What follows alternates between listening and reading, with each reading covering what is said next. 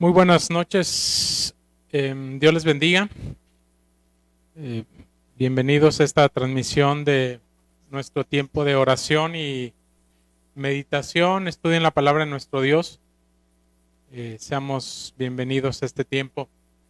Pues bien, pues en lo que se van conectando nuestros hermanos, pues hago aquí una prueba de sonido para ver qué tal se escucha. Creo que se escucha bien. Bien, pues vamos a dar inicio a este tiempo, pues haciendo llegar un saludo, hermanos, a cada uno de ustedes. Gracias por conectarse, por estar al pendiente de estas transmisiones. Eh, Esperamos que sean de bendición para nuestra edificación espiritual y sobre todo para la gloria de Dios.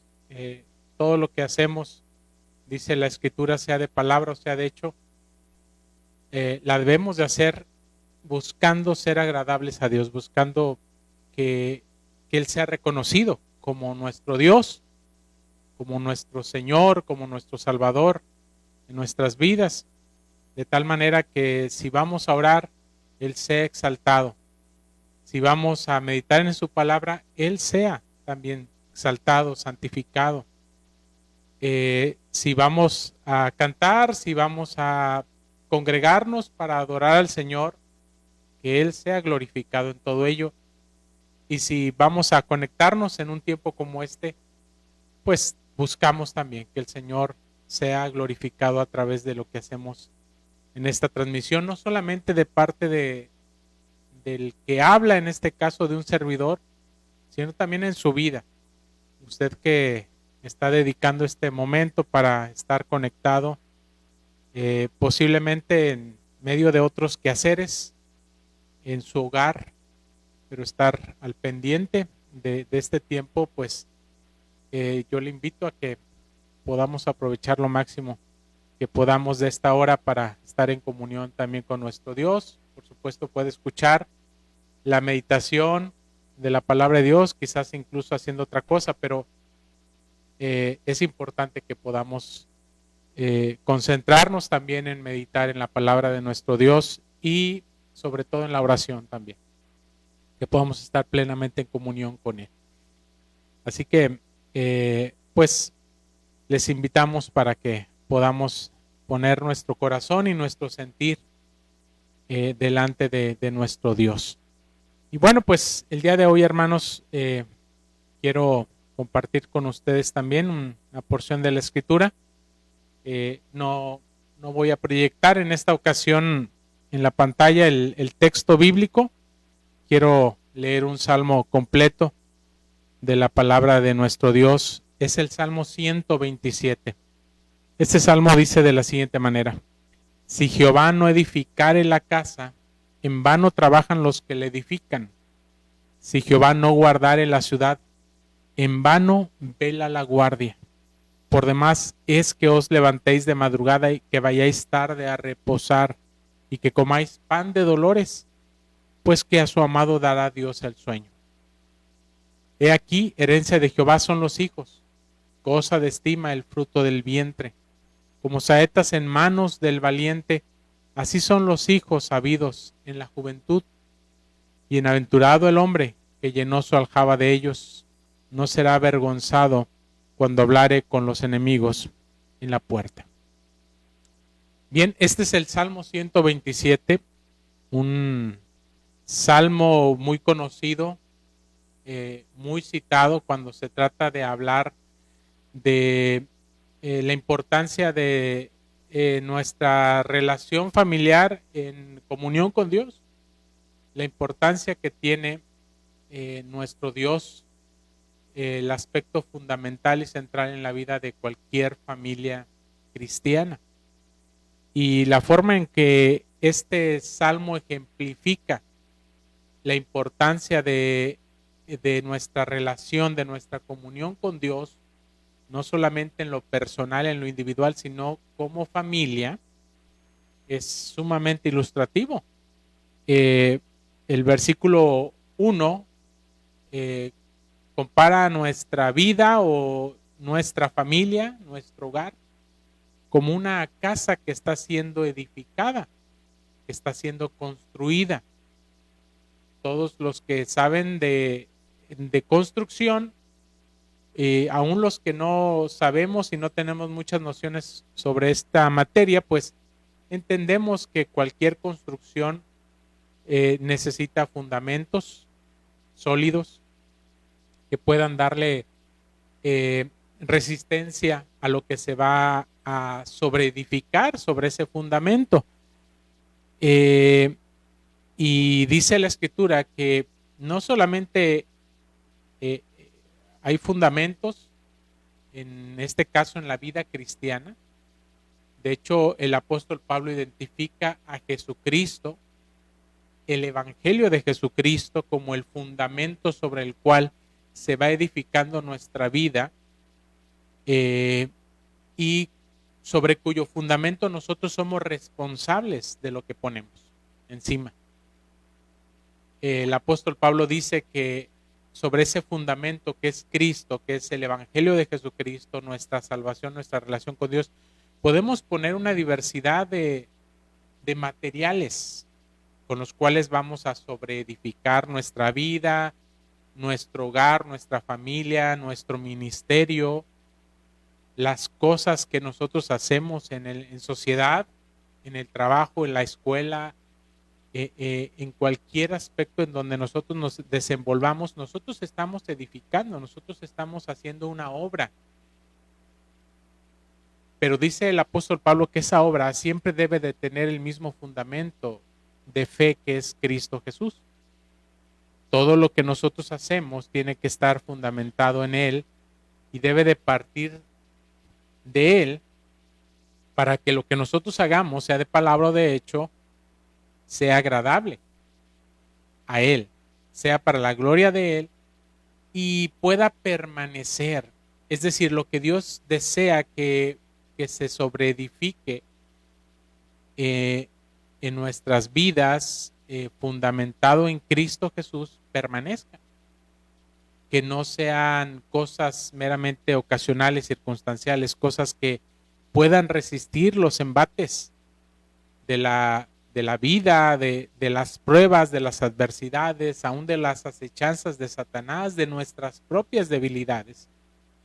Y el apóstol Pablo dice que es importante que cada uno mire cómo sobreedifica sobre el fundamento que es Cristo y que uno puede edificar con oro, con piedras preciosas, con materiales valiosos y resistentes, pero también uno puede edificar sobre el fundamento cristiano, sobre el fundamento que es Cristo, también con madera, con heno, con hojarasca, con cosas que no van a permanecer, que son fáciles de consumir por el fuego, que son fáciles de arrebatar por el viento, que no tienen solidez y fortaleza para poder sostener nuestra vida, nuestra obra, nuestro ministerio, todo lo que nosotros somos, hacemos, disfrutamos, etcétera, si no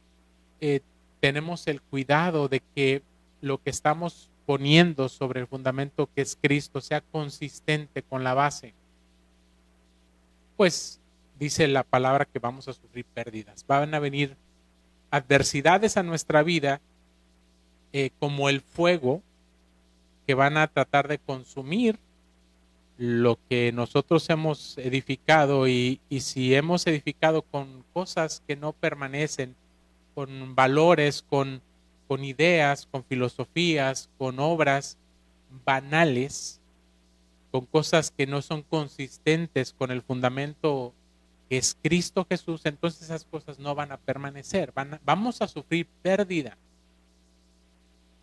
Si estamos solamente enfocándonos en nuestra salud, por ejemplo, nuestra salud física y no en la salud espiritual, bueno, vamos a sufrir pérdida en nuestra vida, no solamente física, porque todos en algún momento enfermaremos y moriremos, sino aún espiritualmente.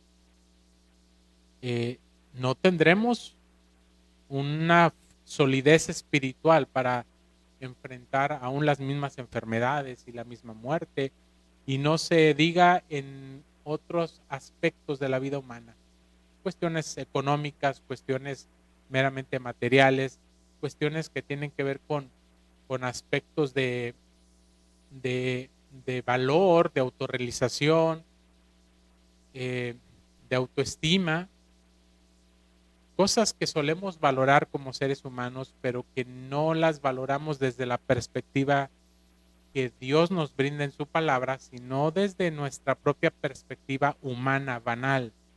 Como diría Salomón, desde lo que se hace, desde lo que se ve debajo del sol, desde nuestra perspectiva humana, sin un sentido de trascendencia, sin un sentido de comunión y de relación con lo que es eterno, con lo que permanece para siempre. Porque cuando nosotros vivimos, actuamos, edificamos nuestra vida y todo lo que somos y lo que hacemos con un sentido correcto de relación con Dios, aún esas cosas que pueden ser temporales tienen un significado para lo eterno. Tienen un beneficio aún en las cosas que son eternas, porque no las vamos a enfocar y no las vamos a usar para nuestro propio beneficio y deleite temporal en esta vida. Por supuesto que se vale beneficiarnos y gozar temporalmente de las bendiciones que Dios nos da, pero no es para eso solamente. Señor Jesucristo nos habla de que eh, eh, toda buena dádiva y todo don perfecto, bueno, eso dice Santiago, que desciende de lo alto el Padre de las luces, pero también que nosotros somos bendecidos para ser de bendición, para poder ser luz a las naciones, para poder llevar el Evangelio a las personas que no le conocen, para usar nuestra vida, nuestros recursos, lo que tenemos, lo que sabemos, para poder glorificar a Dios, llevando su palabra a quienes le necesitan, a quienes no le conocen, a quienes se están perdiendo, a quienes están muriendo en sus delitos, en sus pecados y en sus miserias, no solamente temporales, sino eternas. Cuando nosotros vivimos con un sentido de la voluntad de Dios, del poder de Dios, de la gracia de Dios, de las cosas que Dios no solamente nos da, sino que Él desea que nosotros hagamos con lo que Él nos da, entonces ya las cosas no se vuelven vanas. Ya las cosas adquieren un sentido, una importancia, una justa dimensión dentro de la voluntad de Dios que es eterna para nuestras vidas. Por eso dice el apóstol Pablo, cada uno mire cómo sobreedifica. Si lo que está haciendo con su vida, si lo que está haciendo con sus recursos, con sus conocimientos, con las cosas que Dios le da, son consistentes, van a permanecer sobre la base que es Cristo en medio aún de las pruebas, aún medio de las tribulaciones, del fuego que puede llegar a nuestras vidas. Y creo que eso concuerda, hermanos, con lo que el Salmo 127 nos está diciendo. Si Jehová no edificare la casa, en vano trabajan los que la edifican. Es decir, lo que nosotros querramos hacer, los planes que nosotros querramos llevar a cabo en nuestra vida, en nuestra familia, en nuestros negocios, en lo que sea que nosotros hagamos, con nuestros dones, con nuestros talentos, si no estamos tomando en cuenta a Dios, si no estamos confiando y dependiendo de lo que Dios quiere que nosotros hagamos por Él y para Él, pues todo ese esfuerzo, aun cuando sea en las cosas espirituales y en las cosas morales y en las cosas materiales, que nosotros pensemos que lo estamos haciendo para Dios, pero si en verdad no estamos tomando en cuenta la voluntad de Dios en nuestras vidas, si no lo tenemos a Él como fundamento, como referencia, como nuestra cabeza, como nuestra dirección en la vida, pues es posible que todo lo que nosotros estemos haciendo, pues va a ser en vano. Eso lo dice la Escritura. Si Él no está actuando en nuestras vidas y nosotros no estamos permitiendo, y cuando digo permitiendo estoy diciendo voluntaria, intencionalmente, que Dios obre en nuestras vidas, si nosotros intencionalmente, conscientemente no estamos buscando del Señor, si no estamos dedicándole el tiempo, los recursos que debemos de buscar y dedicar para nuestra comunión con Dios, entonces no podemos decir que el Señor está edificando nuestra vida, que el Señor está edificando nuestro matrimonio, que el Señor está edificando a nuestra familia, a nuestros hijos, que Dios nos está usando como herramientas, porque a final de cuentas eso es lo que somos herramientas, somos instrumentos en las manos de Dios con el propósito de edificar. Pero el que edifica en realidad es el Señor. Él es el que tiene la acción. Nosotros somos instrumentos en sus manos, pero tenemos una responsabilidad, dejar que Dios nos use para edificarnos conforme a su diseño, conforme al propósito que Él ha planteado para nuestra vida, para nuestra familia, para nuestro hogar, para todo lo que emprendamos. ¿Estás buscando del Señor? ¿Estás buscando de su presencia en oración? ¿Estás buscando de su dirección en su palabra, en la lectura que debemos de buscar? La palabra de Dios, la voluntad de Dios, el consejo de Dios. Estamos sometiéndonos obedientemente a lo que su palabra nos enseña en todo su contexto. O estamos siendo selectivos, estamos solamente tomando lo que nos agrada, lo que nos conviene y lo que no lo estamos desechando. Así que la exhortación de este salmo es a que veamos la importancia que Dios tiene en nuestra propia vida, en la vida de nuestra familia, de nuestro hogar, porque es el núcleo, es el centro de la sociedad misma, de todo lo que se refleja en el mundo, hermanos.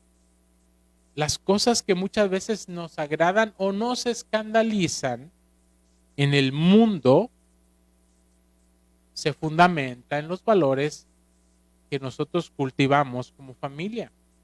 Si esos valores son conforme a la palabra de Dios, a la voluntad de Dios, o están completamente alejados de él. Así que no nos extrañe si el mundo está de cabeza, si el mundo está viviendo y caminando en un rumbo que va en contra deliberadamente de la voluntad de Dios. Podemos ver el pecado por donde quiera. Podemos ver también las acechanzas de Satanás por donde quiera. Podemos ver los estragos, las consecuencias del pecado por donde quiera. Desde aspectos espirituales, porque ciertamente Satanás actúa en este mundo. Dice la Escritura que el Dios de este siglo ha cegado el entendimiento para que no resplandezcan los que se pierden la luz del Evangelio. Satanás tiene una obra activa.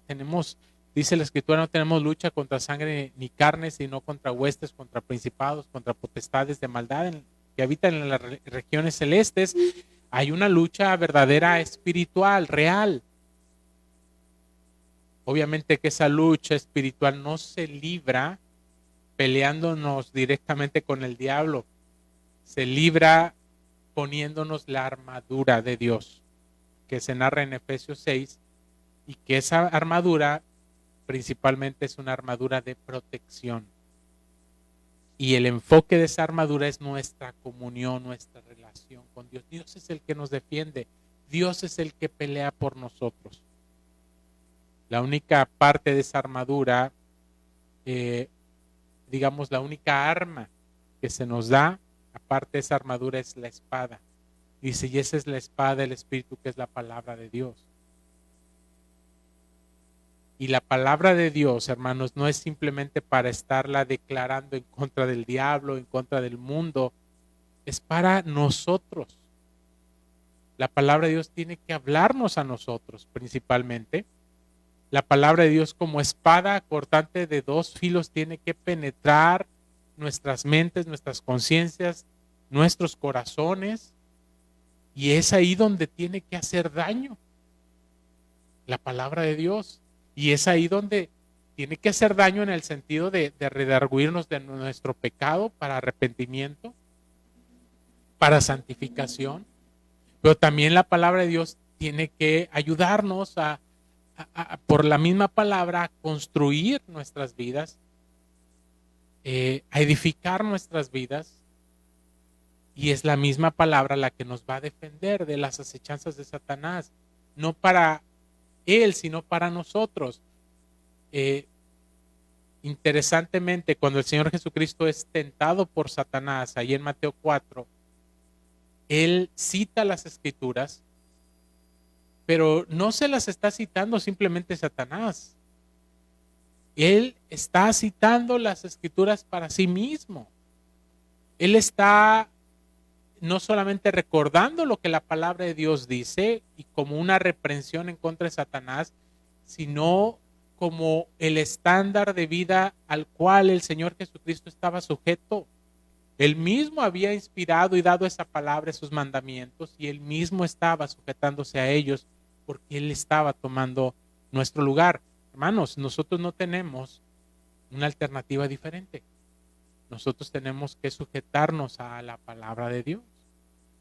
Eso es construir el hogar, edificar el hogar, nuestras vidas bajo lo que Dios nos ha ordenado en su palabra. Eso es tomar en cuenta a Dios en nuestras vidas.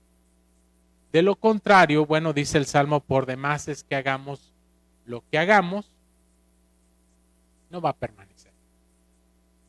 No va a ser trascendente lo que nosotros hagamos. Vamos a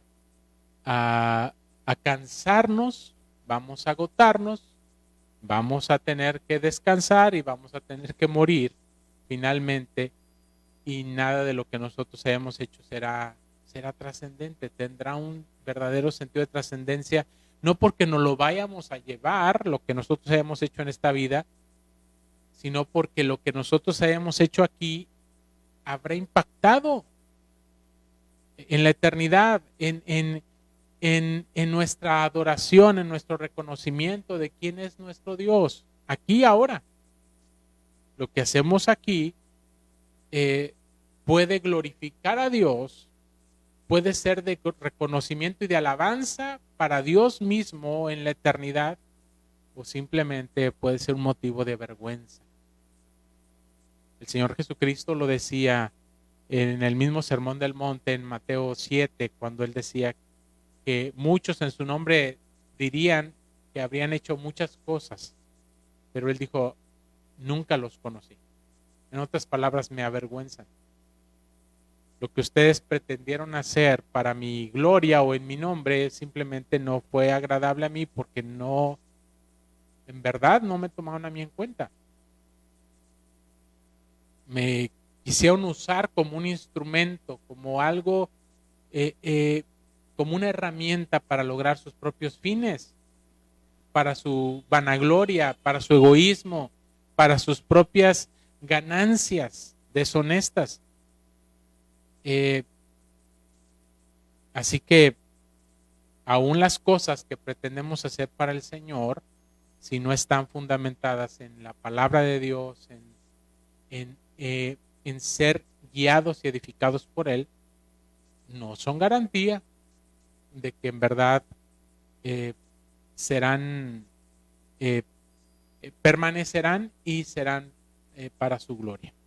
Bien, hermanos, pues con esa reflexión en la palabra de nuestro Dios, quiero invitarles también a orar en este momento, orar al Señor pidiéndole su bendición, su dirección sobre nuestras vidas, y también orar, hermanos, por los motivos que hemos estado orando en estas transmisiones y que siguen siendo necesidades, hermanos, que no se han cubierto por completo.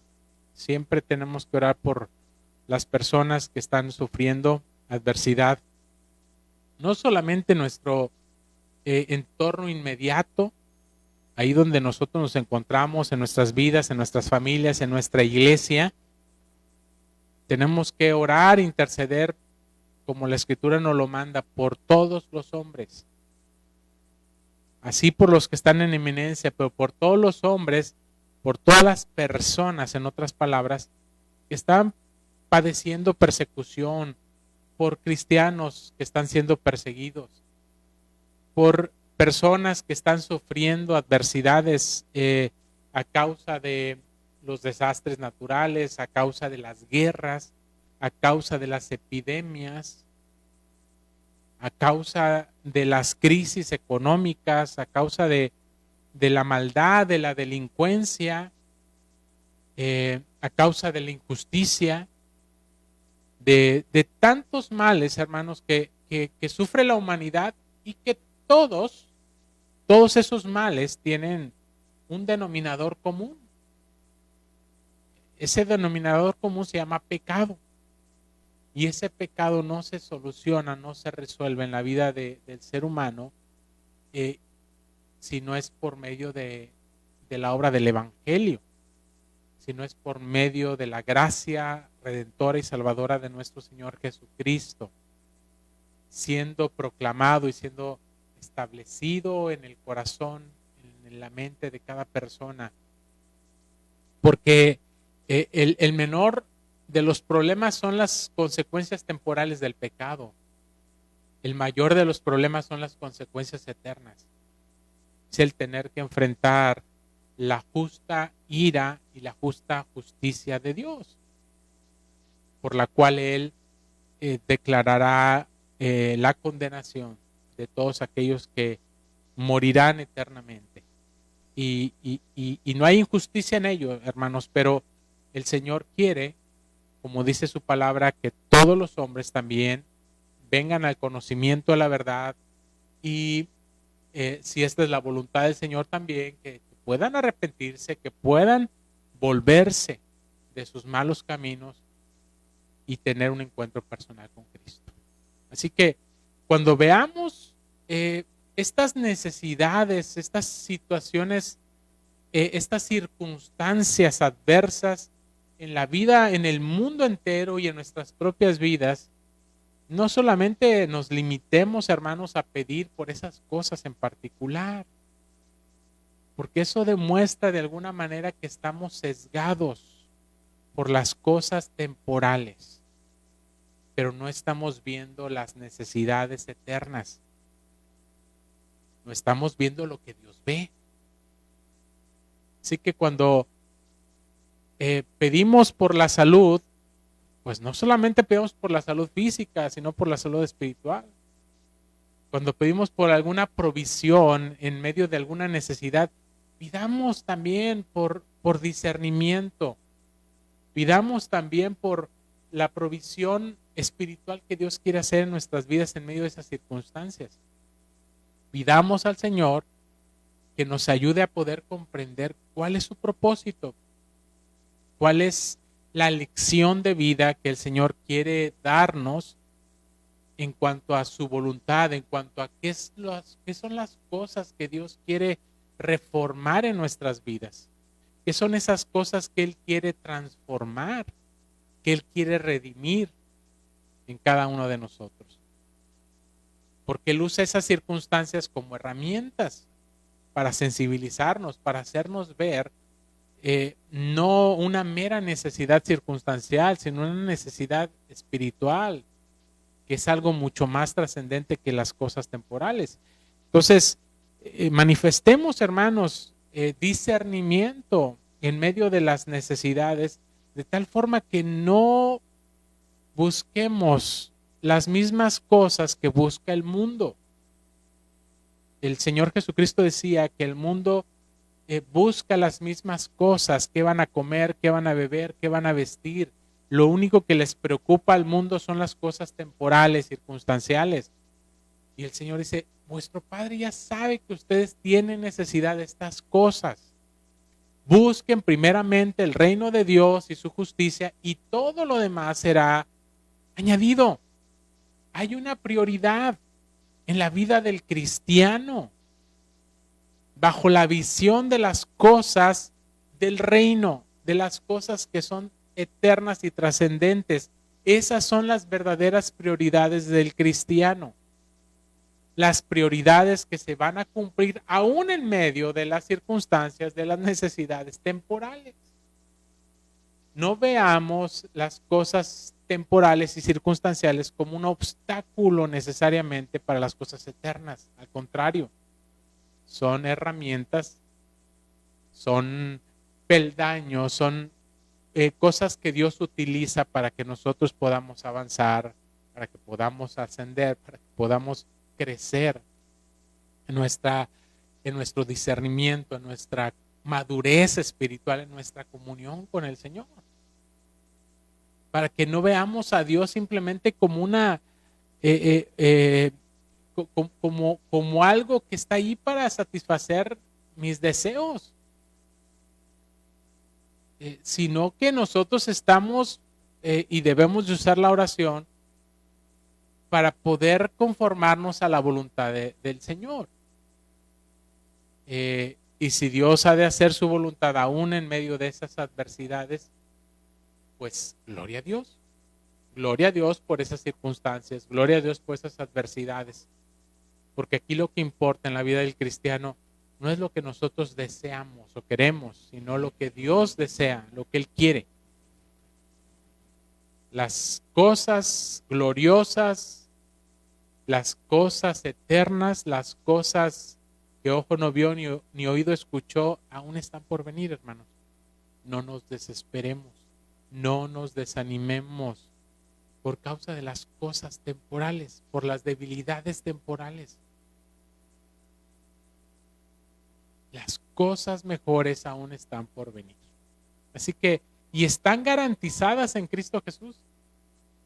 Nadie se las va a quitar, nadie se las va a arrebatar. Si usted tiene a Cristo Jesús, tiene la garantía de las cosas verdaderamente valiosas y eternas. Por lo tanto, tenemos un enfoque y una nueva visión de las cosas temporales, de tal manera que no nos vamos a desanimar, no nos vamos a deprimir por las luchas, por las pruebas, por las batallas que estamos enfrentando. Llegará el momento en el cual nosotros vamos a recibir aquellas cosas que ahora las tenemos como una promesa. ¿Son verdaderas? ¿Son ciertas? Sí, pero todavía están por venir. Así que le invito a que oremos al Señor y redirijamos, hermanos, nuestra mente, nuestro corazón, nuestro sentir conforme a lo que Dios en verdad desea hacer en nuestras vidas. Padre Celestial, gracias te damos, Señor, en esta noche por la oportunidad que tú nos das de poder meditar, Señor, en tu palabra, de poder a través de ella, Señor, obtener luz, obtener discernimiento, Señor, espiritual de lo que tú deseas para nuestras vidas. Somos débiles, Señor, somos limitados espiritualmente hablando, así como en todos los otros aspectos de la vida, pero gracias porque tu palabra, Señor, es tu sabiduría y tu Espíritu Santo quien la inspiró también, Señor, es sabiduría, pero también es poder en nuestras vidas para ayudarnos no solamente a comprender, a entender tu voluntad, sino también, Señor, para ayudarnos a asumir tu palabra, tu voluntad en nuestras vidas. Dice tu palabra que muchas veces nosotros no sabemos cómo pedir. Nosotros muchas veces no sabemos, Señor, qué es lo que tú quieres hacer en nuestras vidas. Pero, Señor, tu Espíritu Santo es el que discierne todas las cosas. Así que queremos confiar en la obra de tu Espíritu Santo en nuestras vidas, que mora y permanece en cada uno de nosotros, que no nos va a dejar ni nos va a desamparar, que en medio de nuestras luchas, de nuestras debilidades, de nuestras pruebas, Él permanece con nosotros y en nosotros, y Él nos guía hacia el conocimiento de toda verdad.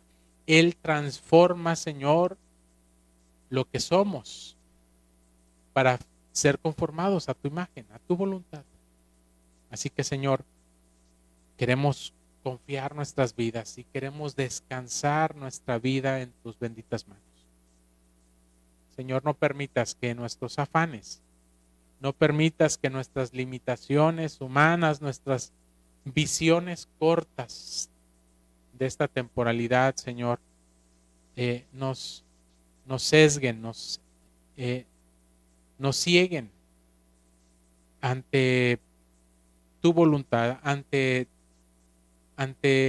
el deseo, el propósito que tú has planteado para nuestras vidas conforme a tu palabra. Perdónanos, Señor, si nos hemos desviado en algún momento, Señor, de tu voluntad. Perdónanos, Señor, si hemos vagado en nuestra mente, en nuestro corazón, en nuestro sentir, si no nos hemos conectado verdaderamente, Señor, con tu palabra, con tu espíritu, si no hemos humillado, Señor, nuestra carne, nuestros propios pensamientos, si no los hemos llevado cautivos a Cristo Jesús, si Cristo Jesús no ha estado en el centro de nuestras vidas, Señor, si nos hemos envanecido en nuestros razonamientos, en nuestros deseos, en nuestro egoísmo. Perdónanos, Señor. Perdónanos y lávanos y límpianos de nuestra maldad. Límpianos de las tinieblas que muchas veces hay en nuestro corazón, en nuestras mentes, Señor, que no nos dejan ver la claridad, la luz de tu palabra, Señor, de tu voluntad. Límpianos, Señor, de toda esa maldad. Permítenos, Señor, poder ver con discernimiento espiritual, Señor, tu voluntad en nuestras vidas. No solamente que podamos ver las cosas temporales, Señor, las cosas que nos preocupan y por las cuales constantemente estamos orando, pero que dejamos de lado, Señor, tus propósitos, tus verdades eternas. Perdónanos, Señor, y ayúdanos a poder renovar nuestra mente, nuestro entendimiento, como dice tu palabra, para que podamos comprobar cuál es la buena voluntad tuya, que es agradable y que es perfecta.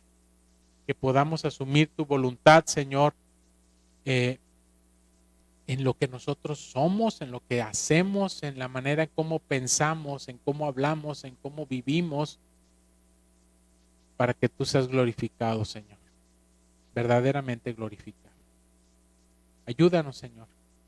Necesitamos, Señor, de tu poder, necesitamos de tu dirección en nuestras vidas, para poder reflejar tu luz, Señor, para poder reflejar tu sabiduría, para poder, Señor, ayudar a quienes se encuentran en tinieblas, en la condenación de su pecado, Señor, poderles mostrar, Señor, la luz de tu evangelio, la luz de tu palabra, poderlos encaminar, Señor, también como discípulos tuyos, Señor, a una relación, a un encuentro personal contigo. Señor, permítenos hacer esa tarea desde nuestro propio hogar, con nuestras familias, con nuestras esposas, esposos, con nuestros hijos, con nuestros padres, con nuestros hermanos, con todos los que forman parte de ese núcleo familiar. Señor, ayúdanos a retomar el fundamento en nuestras vidas, que es Cristo y que es su palabra. Ayúdanos a depender, Señor, de lo que tú quieres edificar conforme a tu Espíritu Santo. Ayúdanos, Señor, a tenerte como la referencia central en todas las cosas, Señor. Para que de esa manera, Señor, podamos verdaderamente ser de impacto en el mundo, en la sociedad, en nuestra propia iglesia, en nuestro propio ministerio, Señor, en la obra evangelística, en la obra misionera, en la obra social, en las buenas obras. Señor, hay mucha tarea, Señor, por hacer que tú nos has encomendado, partiendo del mismo fundamento que es Cristo, que es tu palabra, que es tu evangelio. Capacítanos, guíanos, úsanos, Señor, conforme a tu voluntad, conforme a tus verdades en tu palabra. Gracias, Señor, porque tú nos escuchas, porque tú nos atiendes. Dejamos pues en tus manos, Señor, el resto de nuestras circunstancias, tanto temporales, las circunstancias, Señor, que nos afectan directamente, Señor, enfermedades, necesidades, afanes, ansiedades, preocupaciones, Señor. Cualquier problema, lo dejamos en tus manos, Señor.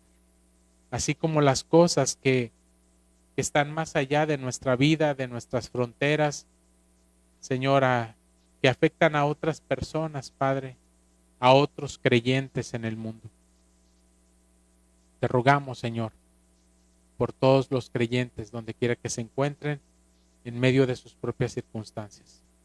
Bríndales fortaleza, Señor, bríndales consuelo, bríndales dirección, llénales de tu poder, Señor, llénales de tu sabiduría, Señor, para que ellos puedan realizar su ministerio y puedan ser testigos tuyos.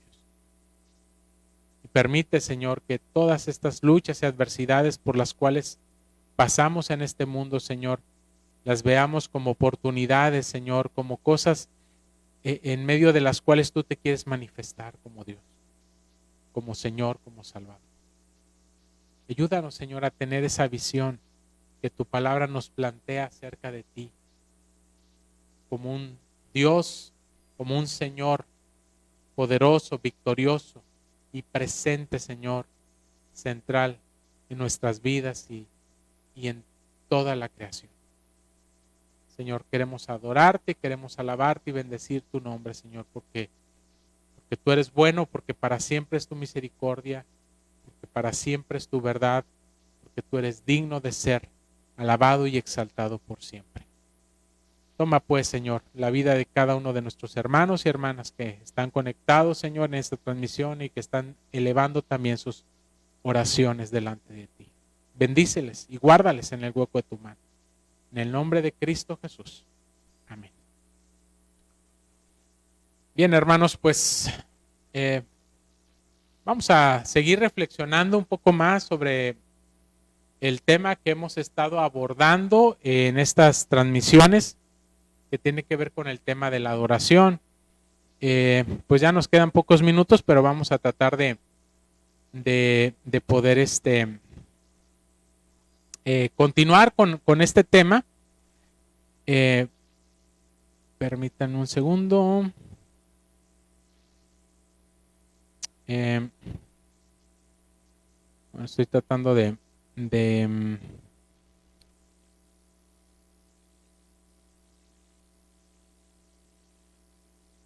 ahí está. Es que había perdido la cámara. Bien, el tema que seguimos tratando, hermanos, en estos miércoles es el tema de la adoración. Y yo quiero plantear la reflexión para este día desde esta pregunta. ¿Cómo debemos adorar a Dios de tal forma que Él sea glorificado? ¿Cómo debemos adorar a Dios de tal forma que Él sea glorificado? Obviamente esta pregunta hace énfasis en la forma, en el cómo nosotros debemos de adorar a Dios, pero no solamente en las formas externas, en las formas visibles, en las formas palpables de cómo nosotros adoramos a Dios. No solamente hace énfasis en los elementos de la adoración que debemos de tomar en cuenta cuando nos congregamos para adorar a Dios, y ya habíamos reflexionado sobre esos elementos que la Escritura nos indica que debemos de tomar en cuenta. Pero también habla acerca de lo que está en el corazón, de la actitud, de la forma espiritual en la cual nosotros debemos de acercarnos a Dios para adorar, y que en todo eso lo que necesitamos buscar, hermanos, lo que debemos buscar es que Dios sea glorificado. La adoración no es para nosotros. Nosotros somos adoradores. La adoración es para Dios, exclusivamente para Dios. Nosotros somos adoradores y dice la Escritura que Dios está buscando adoradores que le adoren en espíritu y en verdad. Jesucristo lo dijo en Juan capítulo 4, hablando con la mujer samaritana. Dios es espíritu y los que le adoran en espíritu y en verdad es necesario que le adoren, y Dios está buscando tales adoradores. Así que ese es el lugar que nosotros tenemos en el tema de la adoración. Somos adoradores, somos los que entregamos, los que profesamos, los que ofrecemos adoración a Dios. Pero Dios es el objeto de nuestra adoración, si podemos referirnos a Él de esa manera. Dios es la meta de nuestra adoración. Y la adoración está establecida porque Dios es digno de ser adorado, y por lo tanto Dios debe ser reconocido, Dios debe ser glorificado en las cosas que nosotros hacemos para adorar. Así que el asunto de esta pregunta necesita una respuesta. Tiene que responder al cómo. Debe de proveernos de alguna manera la seguridad de que lo que estamos haciendo, de lo que estamos ofreciendo, del cómo lo estamos haciendo, debe ser y es agradable ante los ojos de Dios. Porque si nosotros no ofrecemos algo que sea agradable a los ojos de Dios, habremos perdido la meta de la adoración. Es decir, Dios no nos va a aceptar, Dios no nos va a bendecir, Dios no va a ser glorificado en lo que nosotros hacemos para adorarle. Es un asunto importante que tenemos que plantearnos como adoradores.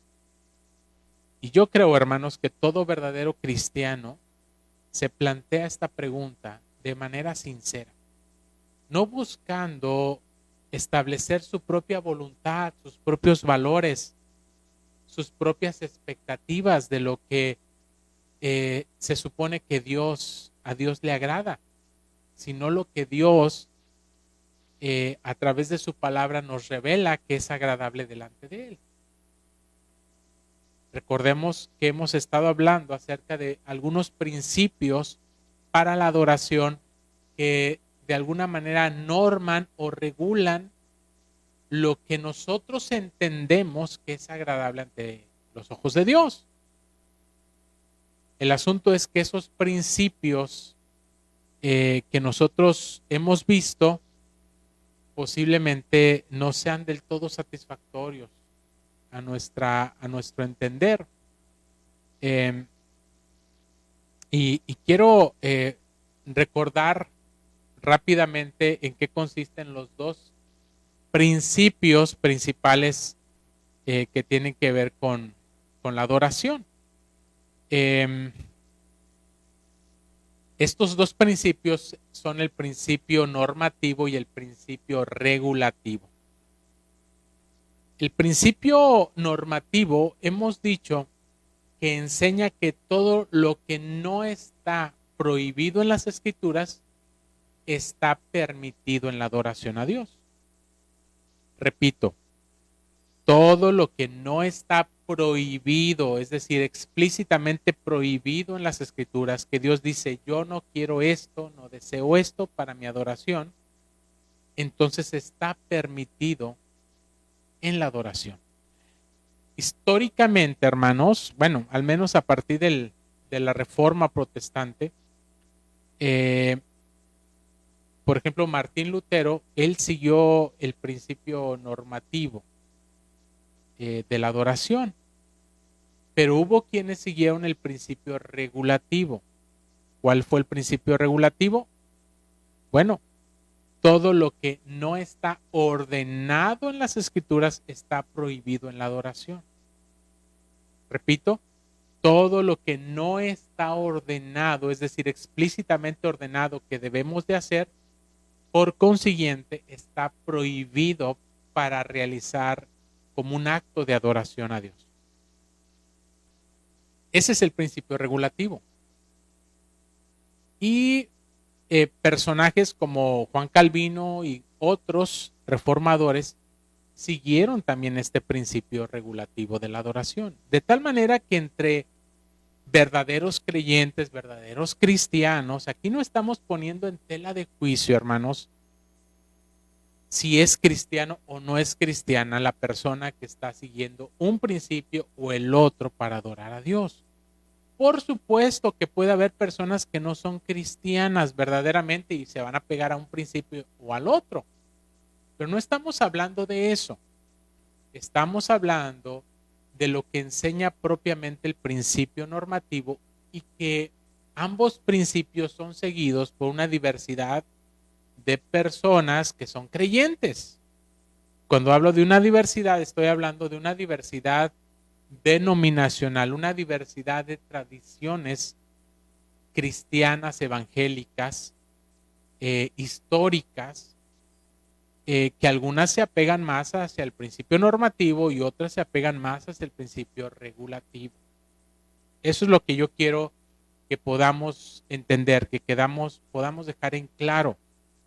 Aquí no estamos juzgando la fe de nadie, no estamos juzgando si el que sigue el principio normativo es un verdadero cristiano y por lo tanto el que sigue el principio regulativo no lo es, o viceversa.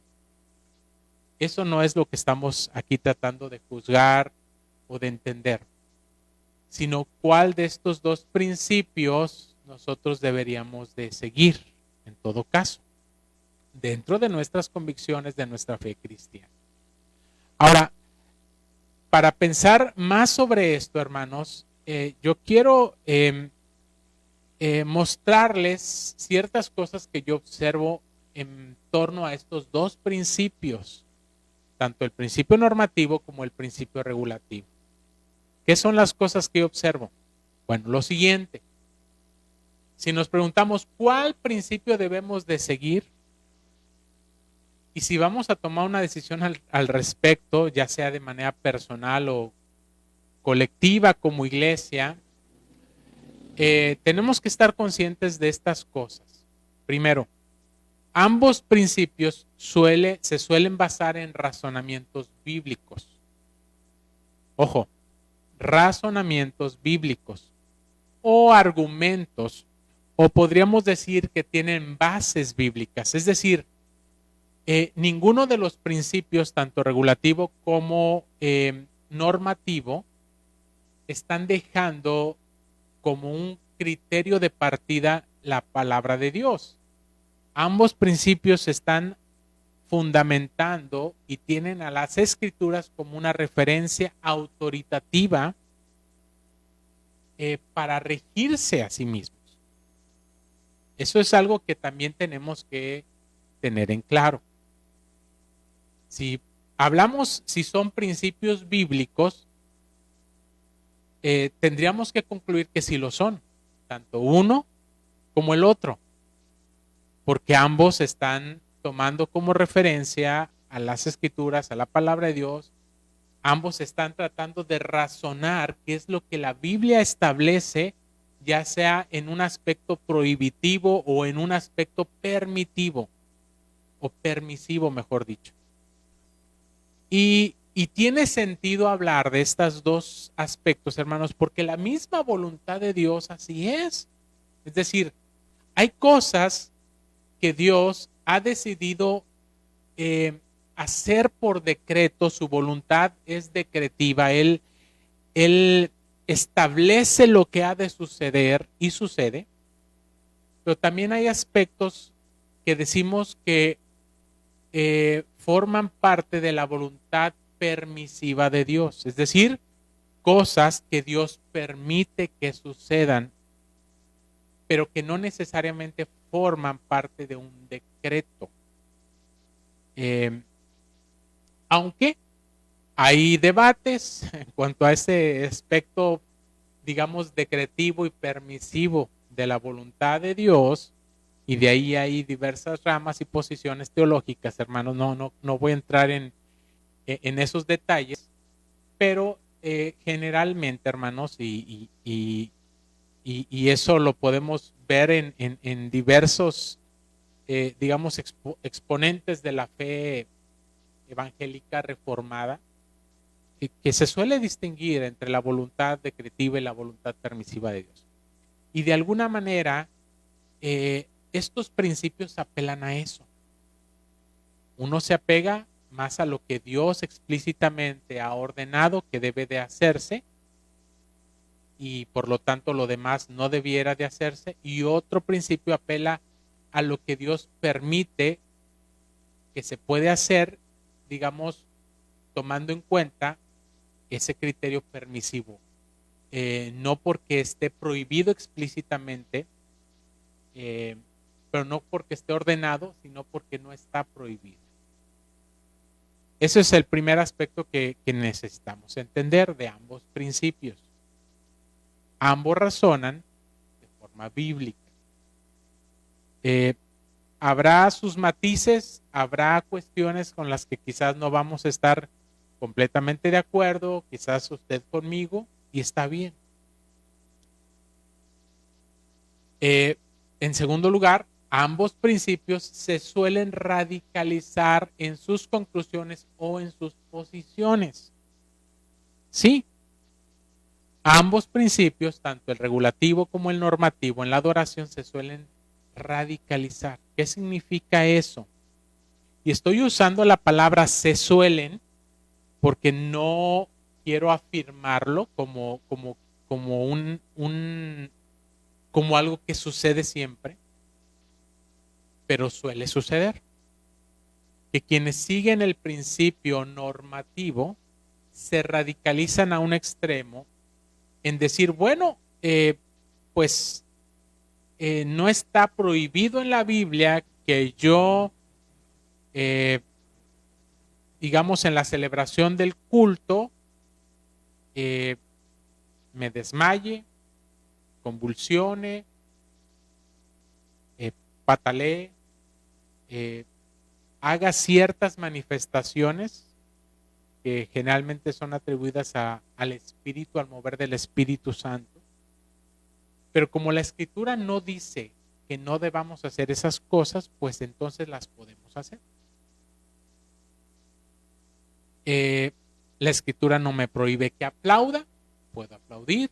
La Escritura no me prohíbe que haga ciertas cosas, pues las puedo hacer como un acto de adoración a Dios. Ahora, obviamente, este principio, estoy hablando acerca de radicalización, es decir, de llevar al extremo el razonamiento. Y yo creo, hermanos, que si bien hay personas que siguiendo el principio normativo se suelen radicalizar también, y creo que la mayoría, no sé cuánto por ciento, pero sí creo que la mayoría, no se suelen radicalizar.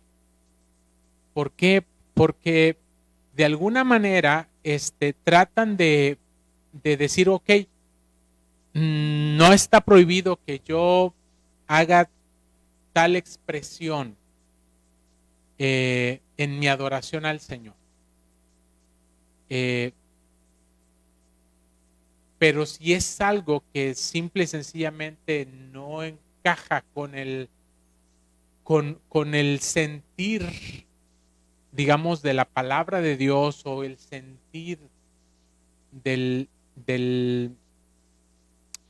común denominador de la adoración cristiana, pues generalmente no se va a hacer. eh, obviamente ahí estoy manifestando ya un problema que no hay. ¿Cuáles son los límites?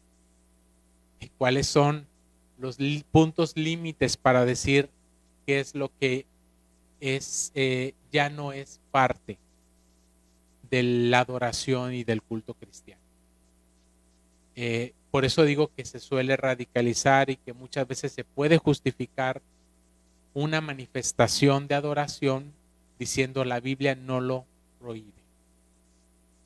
Por otro lado, el principio regulativo también se suele radicalizar, es decir, que lo que no está ordenado explícitamente está prohibido, como si estuviera prohibido explícitamente.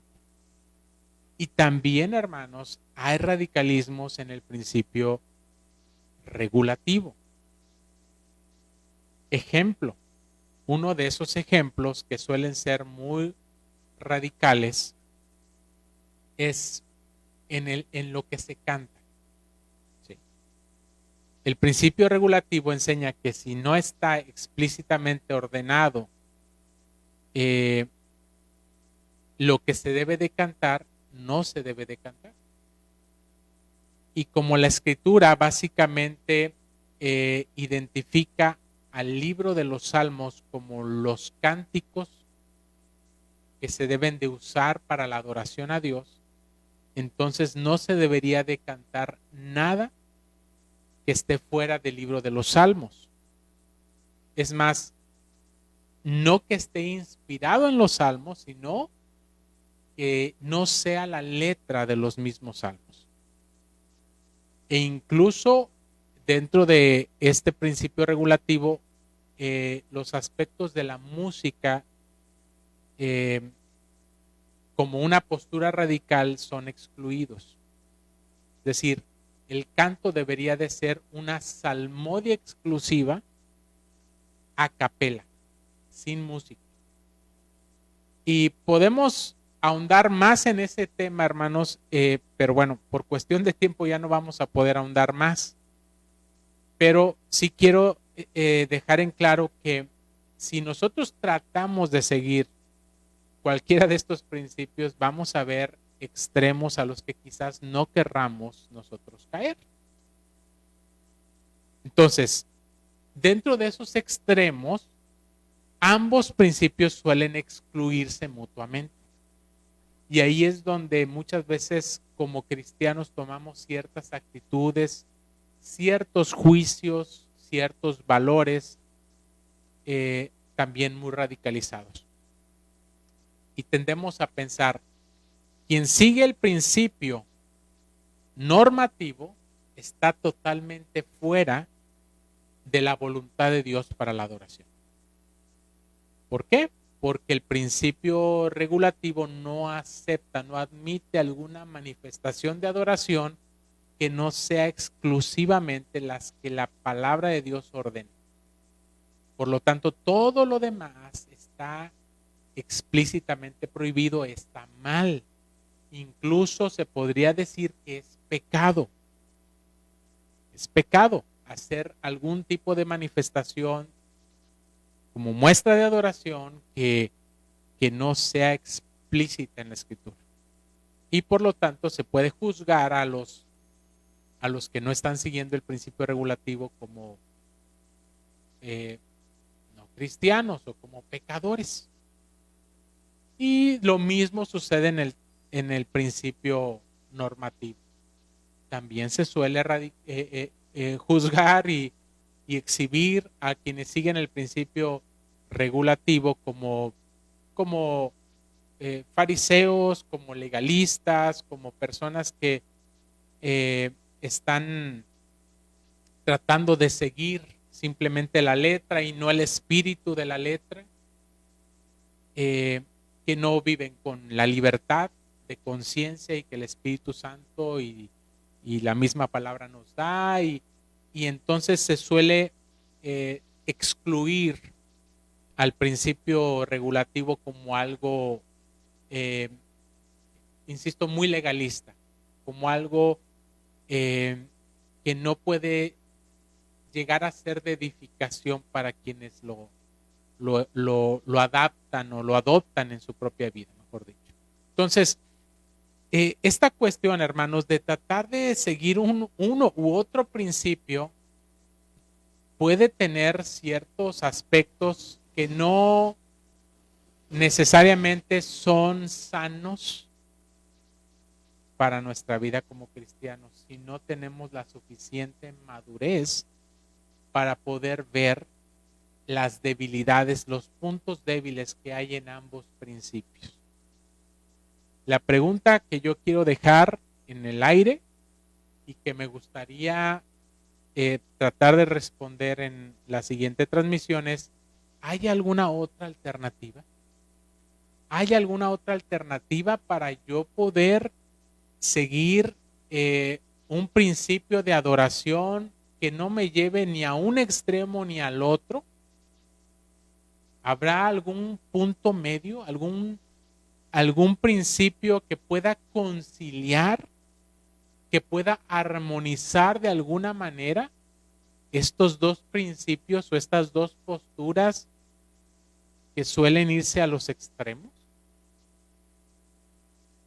¿Qué podemos hacer al respecto?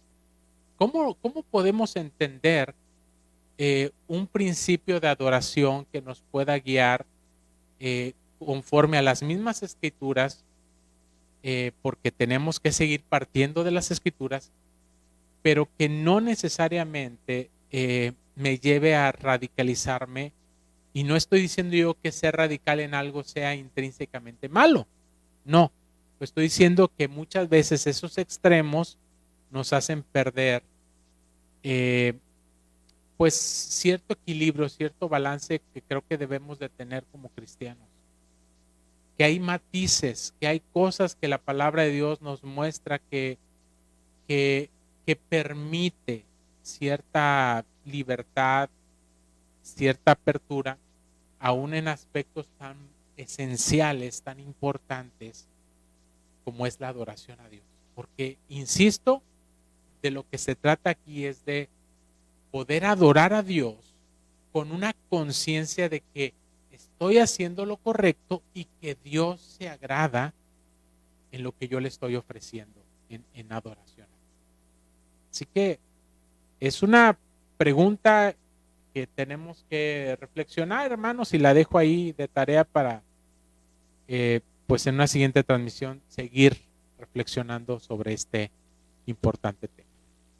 Bien, hermanos, pues hasta aquí dejamos esta transmisión. Les agradezco su seguimiento y el poder estar al pendiente, hermanos, de estos tiempos. Vamos a orar para despedirnos.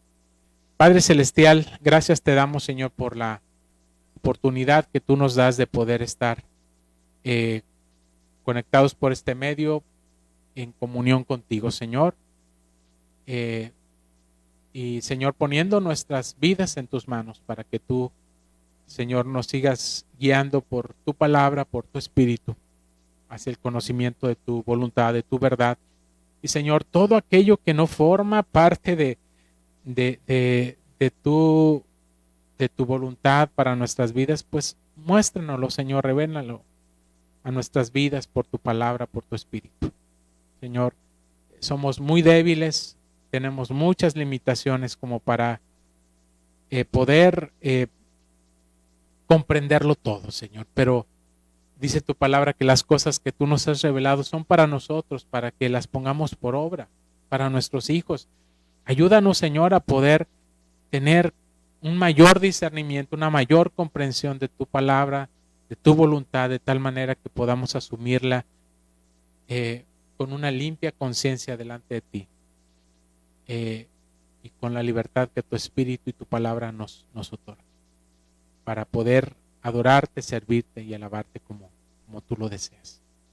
Quédate pues, Señor, con cada uno de nosotros en esta noche y permítenos pues descansar, Señor, y poder continuar el día de mañana haciendo pues nuestras actividades, pero sobre todo tu voluntad en cada una de ellas. Te lo pedimos en el nombre de Cristo Jesús. Amén. Bien, hermanos, pues que el Señor les bendiga. Que el Señor les guarde y pues nos vemos el próximo domingo, Dios mediante, 10 de la mañana, Escuela Bíblica Dominical. Estamos estudiando el Catecismo de Heidelberg y a las 11 de la mañana en nuestro culto de adoración, en donde también estamos meditando en la carta de Apocalipsis. Pues están invitados, hermanos, a acompañarnos, no solamente en la transmisión, sino presencialmente, que es donde somos edificados y bendecidos como hijos de Dios. Que el Señor le bendiga, que el Señor le guarde. Hasta la próxima.